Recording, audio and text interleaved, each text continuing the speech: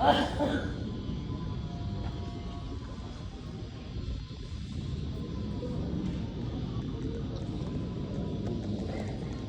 पूज्य सदगुरु पुरानी स्वामी धर्मनंदन दास जी, परम पूज्य सदगुरु पुरानी स्वामी बालकृष्ण दास जी, श्रीमान विरूपाक्ष वी जट्टीपाल, परम पूज्य सदगुरु पुरानी स्वामी मुकुंद जीवन दास जी, परम पूज्य सदगुरु पुरानी स्वामी हरिवल दास जी,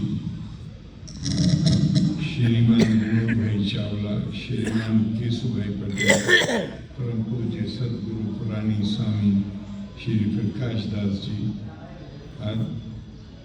आदरणीय पार्षद खीम जी भगत,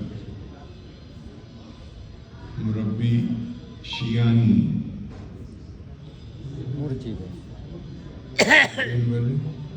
अच्छा आगे यहाँ पर इस कक्ष में मौजूद हमारे सभी श्रद्धेय संत जन,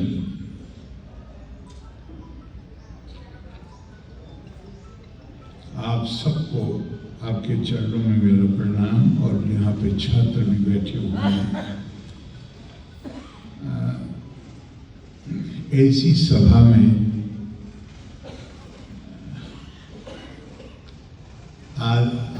आशीर्वाद देने के लिए आया जा सकता है।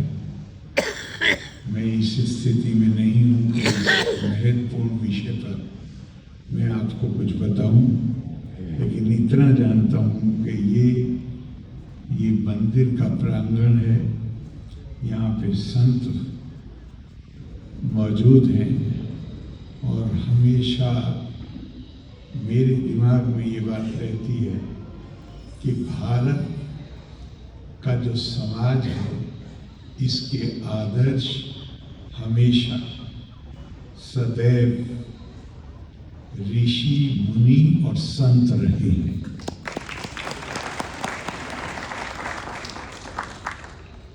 जिनके हाथ में सत्ता रही है, हमारी परंपरा ये है कि वो भी संतों के चरण छूने के लिए, उनसे आशीर्वाद लेने के लिए उनके पास हाजिरी देते रहे।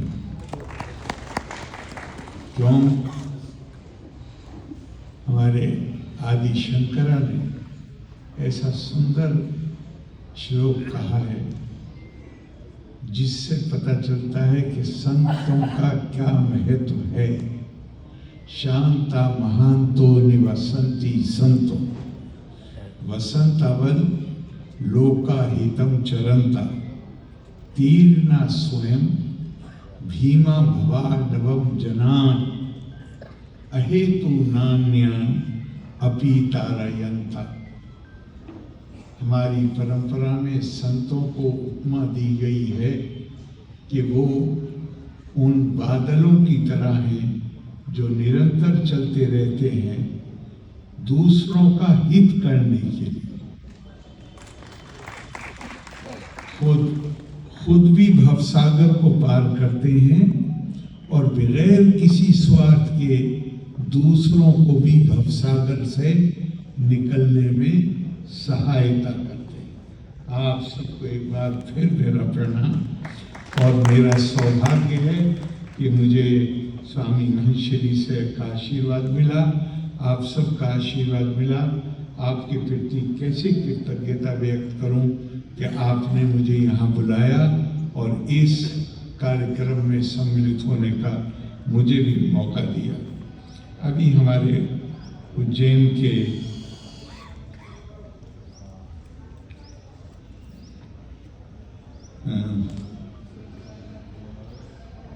उज्जैन कौन सा, हाँ, श्रीमान विरूपाक्ष जी, जब हम गए जहाँ वेद पाठन की व्यवस्था की गई है, वहाँ उन्होंने कई सारी बातें मुझे बताई। और जो लोग वेद पाठन कर रहे थे उनको देखकर और जो बातें आपने बताई, तो मुझे हमारे मैसूर यूनिवर्सिटी के एक पुराने कुलपति डॉक्टर विजेंद्र नाथ सी, उन्होंने अपनी किताब में जो वाक्य लिखा है वो मुझे याद आ गया। उन्होंने कहा, भारत, किताब अंग्रेजी में है, तो उन्होंने लिखा कि India is ever ageing but never old. Bharat पुरातन है, भारत की संस्कृति पुरातन है, लेकिन विरध अवस्था के साथ जो कमजोरियां आती हैं वो उसमें नहीं।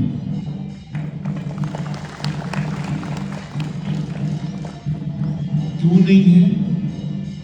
कि ये ऐसे विद्यालय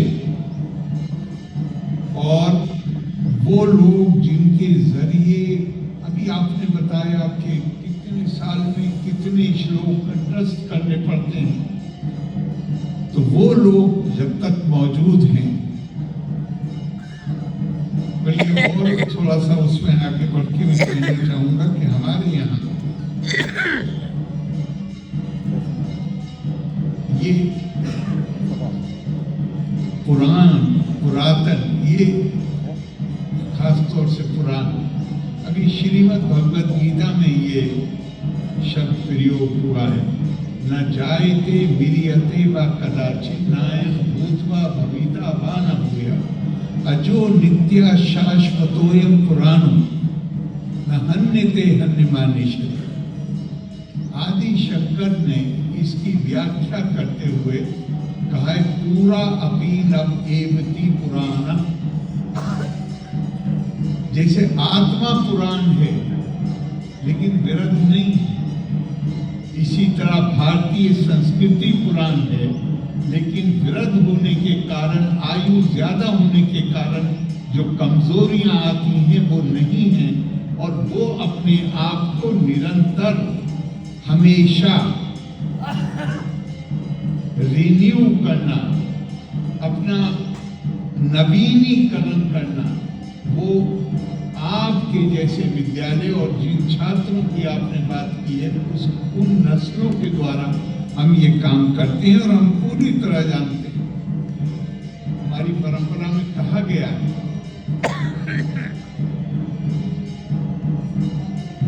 भारत की जो प्रतिष्ठा है वो दो चीजों में है।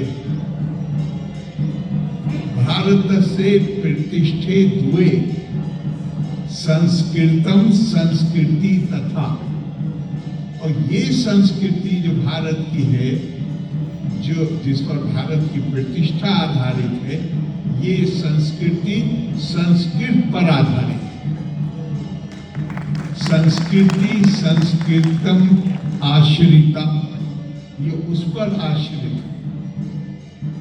और वो लोग जो हमारी इस परंपरा को सुरक्षित रखने में लगे हुए हैं, उसका नवीनीकरण करने में लगे हुए हैं, जो इस पुरातन परंपरा को कभी कमजोर नहीं होने देते, वृद्ध नहीं होने देते, उनको हम जितना भी धन्यवाद करें, उनके प्रति अपनी कृतज्ञता व्यक्त करें, वो कम होगी।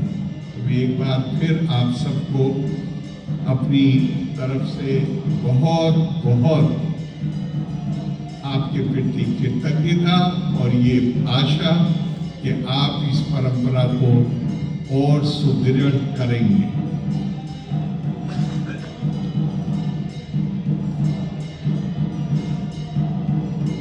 आज की तारीख में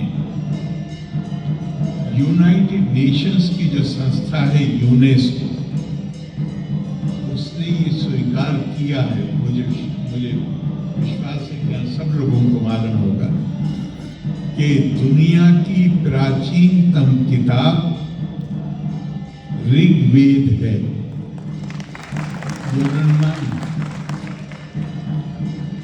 और ये प्राचीनतम किताब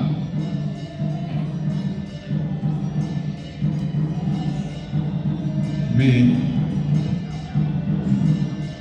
मेरे लिए बहुत सारी बातें आपने कही, बड़ी मेहरबानी, लेकिन मैं केवल विद्यार्थी हूँ। मालिक की मेहरबानी से थोड़ा पढ़ने का शौक है। आप विद्वान, लेकिन मैं एक बार कुरान में देख रहा था, वहां एक वाक्य प्रयोग हुआ ये कहते हुए कि जैसे मानिए हमारे यहाँ ये एक सूत्र है, एको ब्रह्म द्वितीय नास्ति, तो ये इसी का वो एकत्व जो है उसके बारे में कहते हुए एक लाइन आई है, इन्नहु लफी ज़ुबुरुल अव्वलीन, और यही बात तुम लिख पाओगे दुनिया की सबसे पुरानी किताब।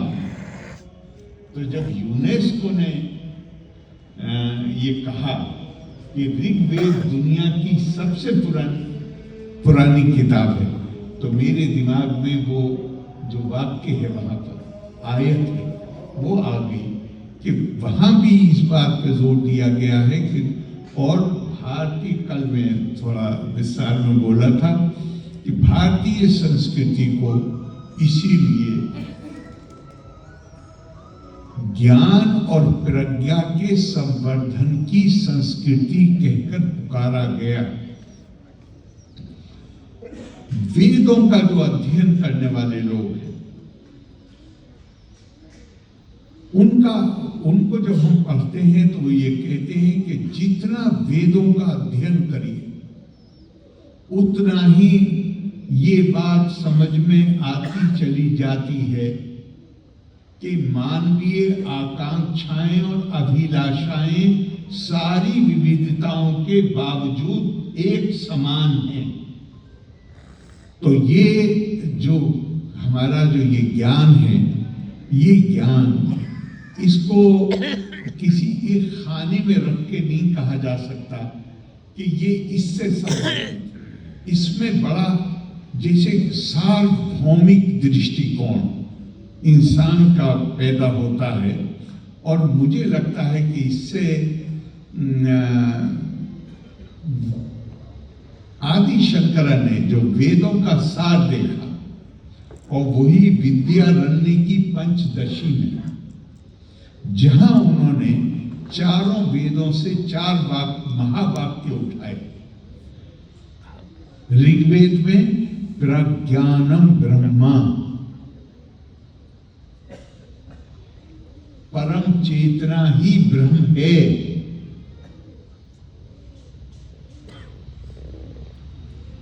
अहम ब्रह्मास्मि, मैं और परम पिता परमेश्वर एक ही हैं। तत्त्वमसि, और तुम वो ही हो। अयम आत्मा ब्रह्मा, और ये आत्मा ही ब्रह्म है। क्या सुंदर उपमा दी है।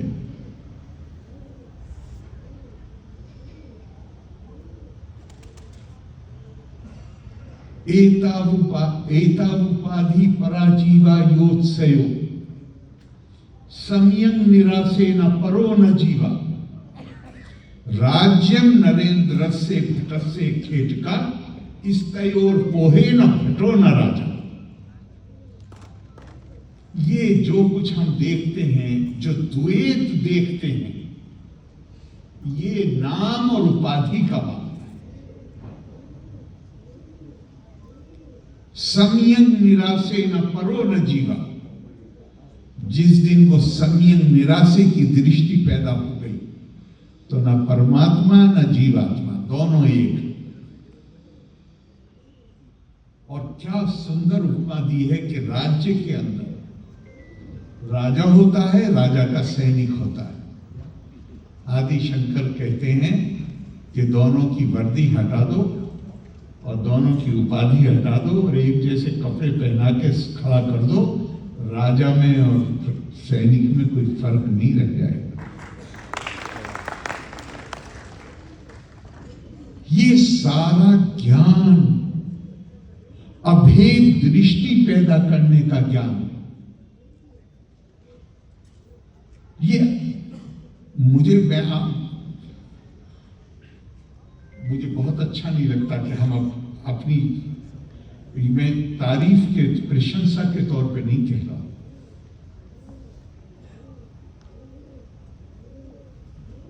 जब हम इस संस्कृति की बात करते हैं तो उसके साथ जो जिम्मेदारी का बोध पैदा होता है, मैं उसके साथ ये बात कह रहा हूं। गर्व भी है और जिम्मेदारी का बोध भी। ये दुनिया की अकेली संस्कृति है जिसका जो निर्मित हुई है वेदों से, और जिसका सार्वभौमिक दृष्टिकोण है।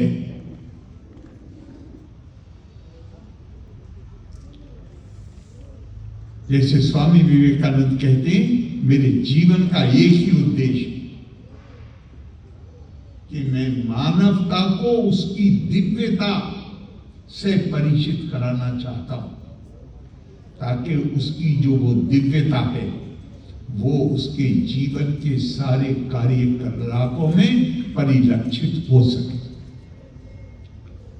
मैंने पहले ही कहा, मैं तो विद्यार्थी हूं, लेकिन भगवान श्री स्वामी नारायण को भी थोड़ा बहुत पढ़ने का मुझे मौका मिला। मैं जितना और कई यहाँ बरवाला में भी, बड़ौदा में भी, दिल्ली में भी जो मंदिर है वहां पर जाने का सौभाग्य प्राप्त हुआ है। वहीं से किताबें मिली, एक ही, सब जगह एक ही बात पे जोर है, इंसान के अंदर, मानव के अंदर, बल्कि इसे और दूसरी तरह कहता हूं कि शायद ये जो अनूठा योगदान है भारतीय संस्कृति का, वो ये है कि इसने मानव का दिव्यकरण किया है और दिव्यता का मानवीयकरण। ये अनूठा योगदान है, जहां मुझे ये बताने की कोशिश की है कि तुम साधारण नहीं हो। अगर तुम अपनी क्षमता से, अपनी शक्ति से परिचित हो जाओ तो तुम क्या दर्जा प्राप्त कर सकते हो। तो बहुत दफा होता है कि अब मैं कह रहा हूं अहम ब्रह्मास्मि तत्त्वमसि, तो ब्रह्म अहम की परतों के नीचे, हम में हर एक के नीचे दबा हुआ, उस ब्रह्म के प्रकटीकरण करने के लिए जिस तप और तपस्या की जरूरत है, वो तप और तपस्या के लिए हम प्रेरित हो सकते हैं ऐसी जगहों पे जाके जहां आज मैं खड़ा हूं और जहां हम सब बैठे हो। और ये वो ज्ञान है कि श्रीमद् भगवद गीता में भगवान जोर दे के कहते हैं,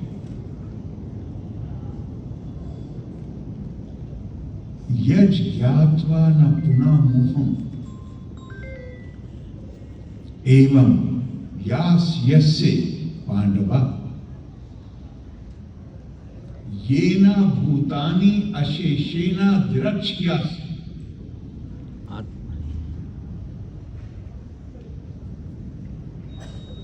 आत्मनि अथो मयि, ये वो ज्ञान है जिसकी प्राप्ति के बाद दोबारा मोह उत्पन्न नहीं होता है।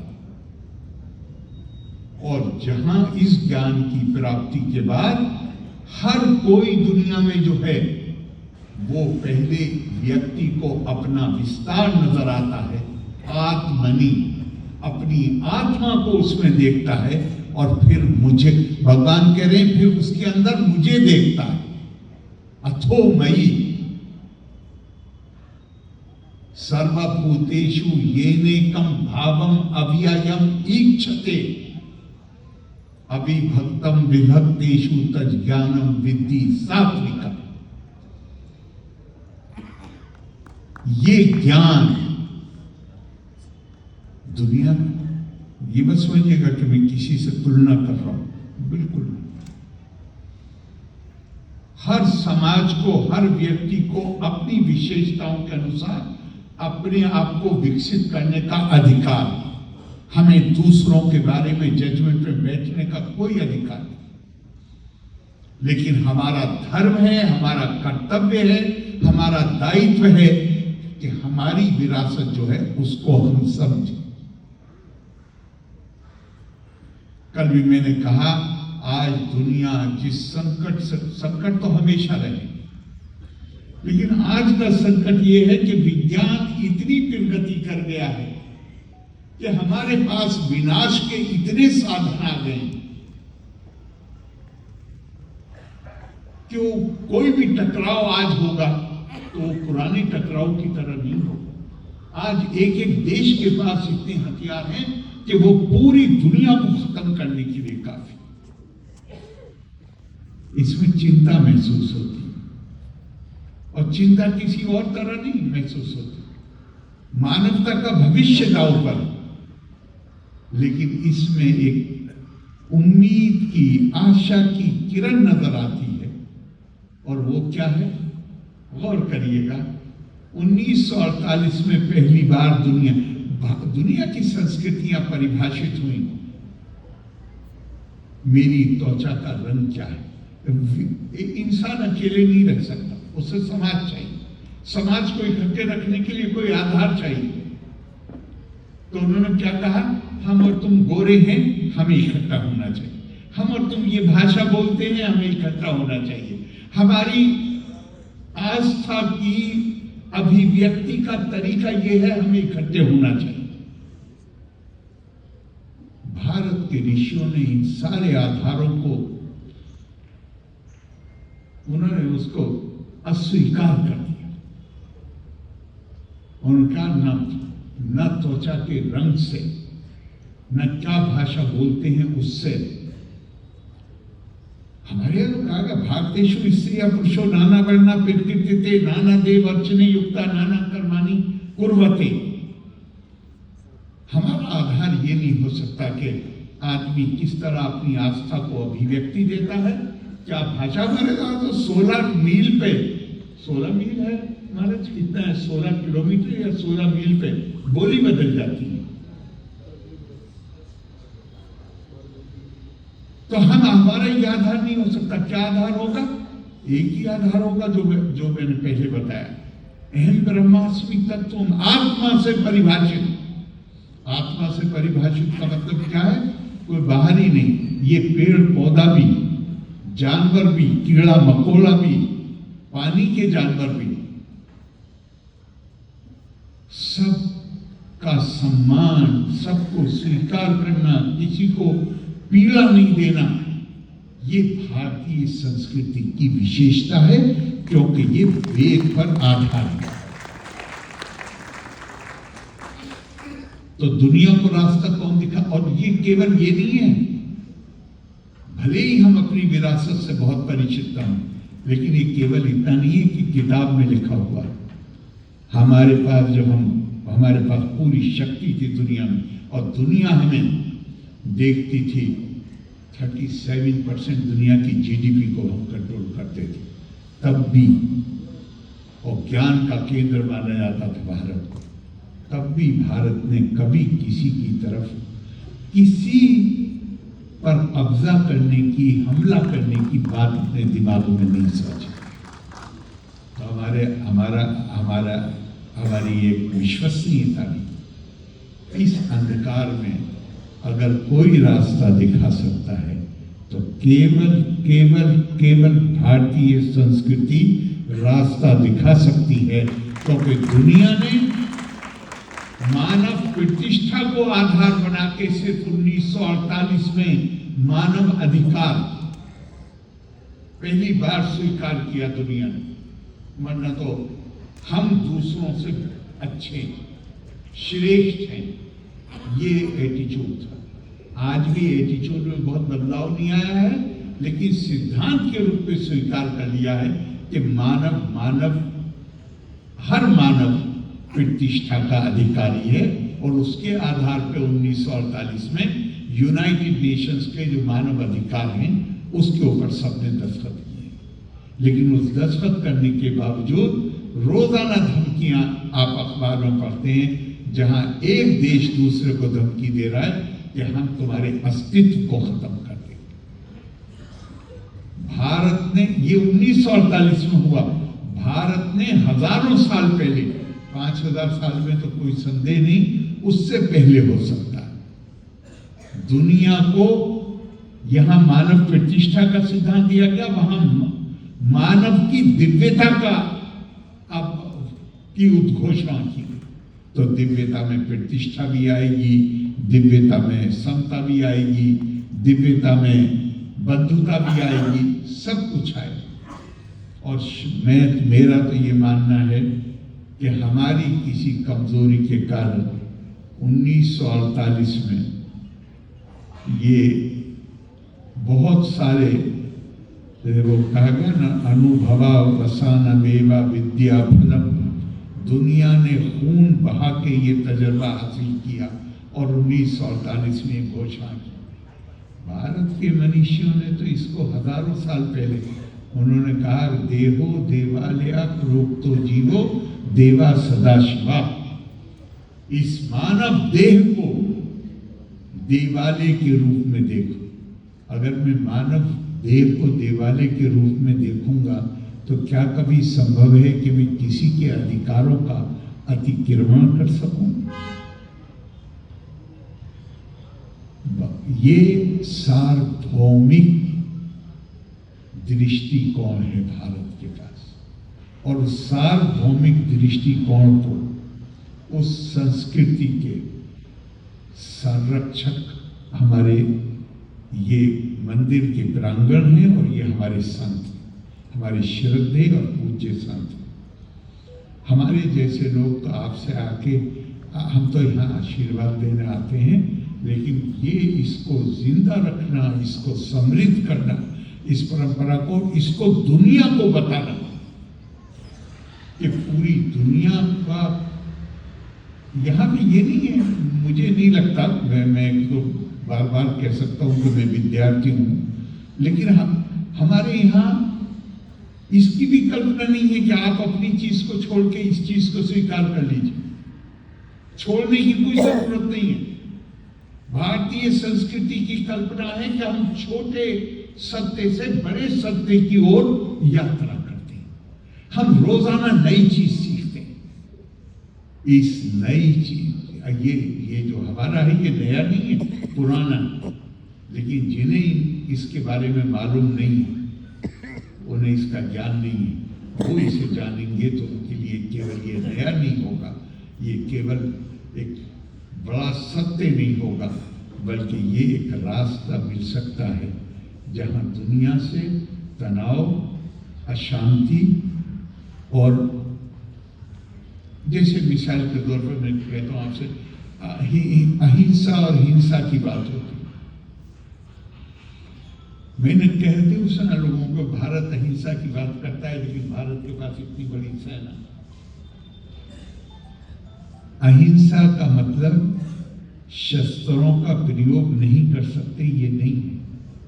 अहिंसा का मतलब है वैर त्याग। वैर की भावना नहीं होनी चाहिए, लेकिन इंसान, उसके अपने जिस्म में कोई अंग अगर खराब हो जाए तो अपनी मर्जी से उस अंग को, सब हमारा हिस्सा है, लेकिन इंसान अपने जिस्म के अंग को काटने के लिए तैयार हो जाता है अगर उसमें कोई बीमारी हो जाती है। तो असल चीज क्या है? जब वो अपने जिस्म के हिस्से को काटता है तो उसके पास उसके लिए वैर नहीं होता है, उसके लिए करुणा होती है। जो भगवान कृष्ण ने अर्जुन को जो संदेश कुरुक्षेत्र में दिया, तो अब इसमें कोई, अगर मुझे सही याद आ रहा, तो अग्रता चतुरो वेदा प्रश्ता सशरम धनु इदम ब्रह्मम इदम छात्रम शास्त्रादपि शस्त्रादपि। हमें सॉफ्ट पावर का मतलब है ज्ञान की शक्ति, उसमें दक्ष होना चाहिए। अग्रता चतुरो वेदा, लेकिन उस वो जो हमारा ज्ञान है उससे पैदा हुई है हमारी जीवन शैली। अगर हमारे पास जो अपना संरक्षण करने की शक्ति है, अगर वो नहीं होगी तो हम अपनी जीवन शैली की रक्षा कैसे करेंगे?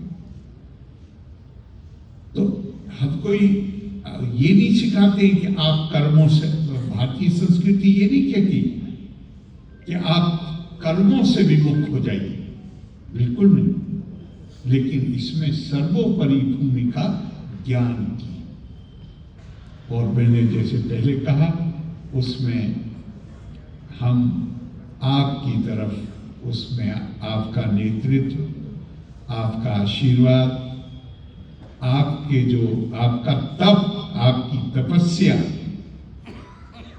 वो सब हमें रास्ता दिखाने वाली है।